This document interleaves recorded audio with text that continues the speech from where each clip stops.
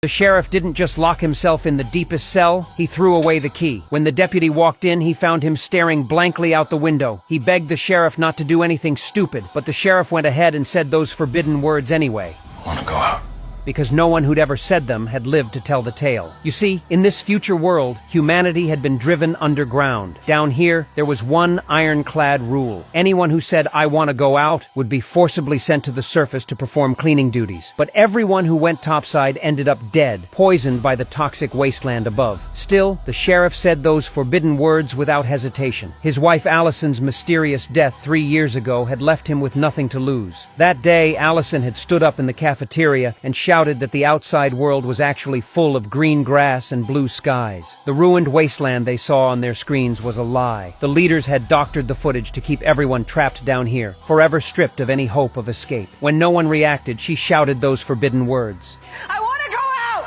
And so Holston, both sheriff and husband, had no choice but to personally escort her to the surface. The silo's residents watched Allison's exit through a live feed. After she stepped outside, she used a wool cloth to wipe the silo's camera lens. Everyone got excited, thinking maybe the outside world was finally survivable. But she only made it a few steps before collapsing, unable to move. People's hopes were crushed once again. But only the sheriff knew that before she left, Allison had told him that if the outside world was safe, she'd turn back and clean the camera. So there had to be another reason for her death. To uncover the truth, the sheriff also said those words, "I want to go out." And so Mayor Jans suited him up in a hazmat suit and sent him out. He climbed the long staircase toward the surface world. When the silo door opened, he was stunned by what he saw. The surface was exactly as Allison had described. Green grass, blue skies, even birds flying overhead. He desperately wanted the people in the silo to know the truth. So he ran back toward the silo's camera with everything he had and wiped the dust off with his wool cloth. But the screens inside the silo showed the complete opposite. What the people saw was him walking into that same wasteland. They watched him make his way toward Allison's body. After just a few steps, he felt dizzy and disoriented. The sheriff suspected the real toxin might be hidden inside his hazmat suit, so he did something no one had ever done before. He took off his helmet. But his condition had already deteriorated badly, and within moments, he collapsed next to his beloved Allison. Hope for survival outside was crushed yet again. But one woman realized that the sheriff must have had a reason for removing his helmet before he died. It turned out that just the night before, Juliet had taken the sheriff to an abandoned tunnel entrance. Inside, they found the walls covered with strange drawings and writing. She seemed completely unfazed by it all. Then she led the sheriff through a hole in the wall to a platform. When she turned on the lights, they saw an enormous drilling machine. She figured the machine had malfunctioned while digging downward, which was why previous inhabitants had sealed this place off with concrete. She and the sheriff climbed down a ladder along the wall. From a small box, she pulled out a camera, then felt their way forward along a fishing line. Eventually, they pulled out a cloth bag from behind a metal plate. Inside was the hard drive Allison had discovered, along with her handwritten notes from when she'd cracked it. The hard drive contained footage of the real world outside, as well as her research. The sheriff immediately wanted to take everything and destroy it, but Juliet wasn't having it. She yelled that if the sheriff had listened to Allison, maybe she'd still be alive. Hearing this, the sheriff froze. Allison had always been his burden to bear. The sheriff hesitated. He told Juliet to keep a low profile because if the leadership found out about this stuff, they'd both face execution. Then he took the hard drive and the decoded notes and left. Later, Juliet heard that the sheriff had been exiled to the surface. She immediately returned to the platform. Turns out she'd been hiding something from the sheriff. There was a passage below the lower level. She'd come to investigate. The area below was completely flooded. She'd always had a fear of deep water, but with everything that had happened, she couldn't let that stop her now. After securing the rope and putting on her headlamp, she slowly climbed down.